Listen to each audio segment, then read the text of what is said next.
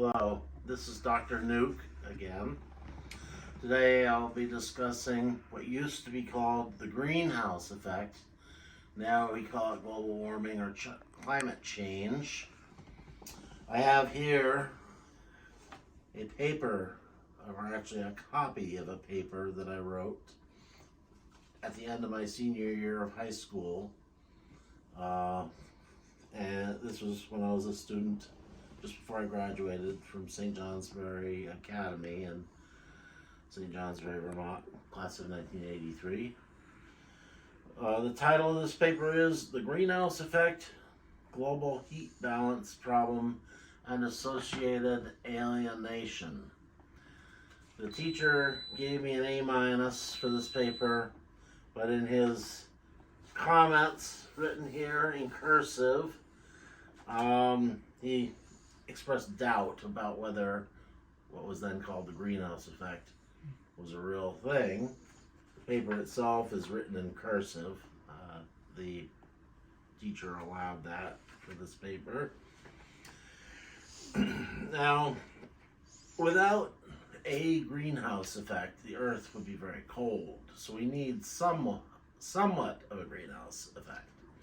The Earth did have a certain amount of carbon dioxide in its atmosphere up until the Industrial Revolution started, when that started to increase in the atmosphere. Plus, water vapor in the atmosphere is a greenhouse gas. And that, before the Industrial Revolution started, gave the Earth somewhat of a greenhouse effect to make the Earth habitable.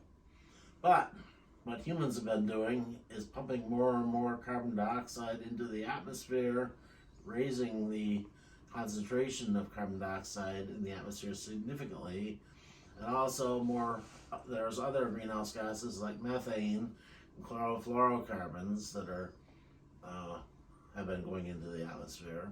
It is a very grave, very, very, very grave threat.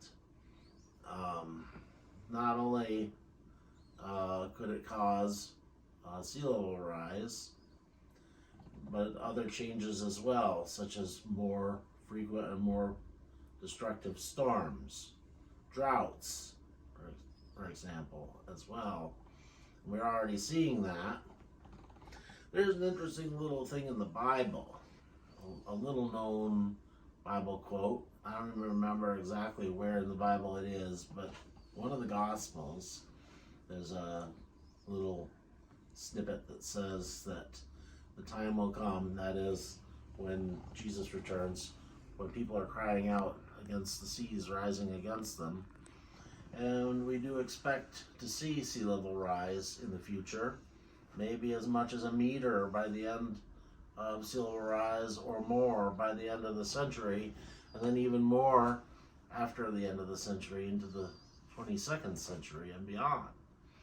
And I've read that there's a glacier in Antarctica that is just snagged on a mountain, and once it breaks free, a lot of ice will go into the sea very quickly, raising global sea level by about 2 feet, which would be catastrophic for low-lying areas on the coastline and for certain countries like Bangladesh. Also, much of the Everglades in Florida would be underwater. It would be a catastrophe if that were to happen. But I did recently read of a way to forestall and hold back the collapse of glaciers into the sea. Where the glacier, or the ice shelf that is in front of the glacier, goes into the sea, they could have barriers, floating barriers under the ice shelf to hold back the warm water from intruding under the ice shelf. That engineering attempt apparently is going to be attempted on a glacier in Greenland. And if successful, it could slow down the collapse of that glacier. And it might have applications for doing that as well in Antarctica. And there's another thing that might help us.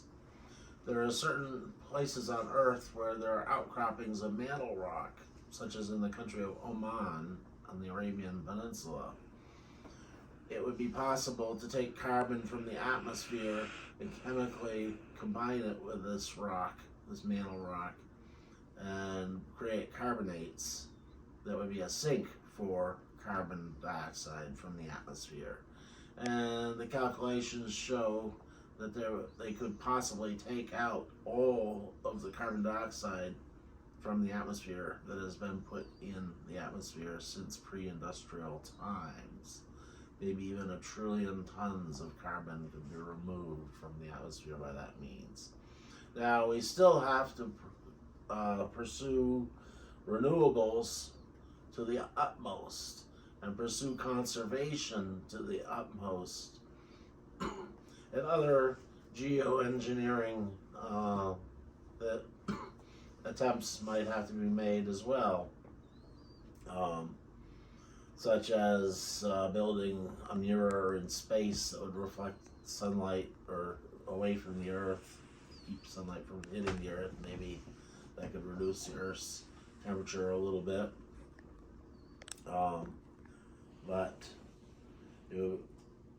Or planting more trees, or bringing back the parts of the Amazon that have been destroyed, or reversing desertification in places where the deserts have spread. There's many things that we could do. And then there's also regenerative agriculture, and in general, improving agricultural practices. Agriculture is one of the things that is the hardest on the planet,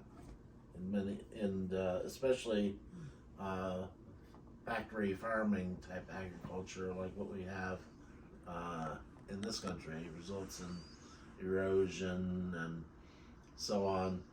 And it's possible using regenerative agriculture to build up carbon in the soil, take carbon out of the atmosphere and put it in the soil. We need to do more of that stuff. Until next time, see you later. This is Dr. Luke signing out.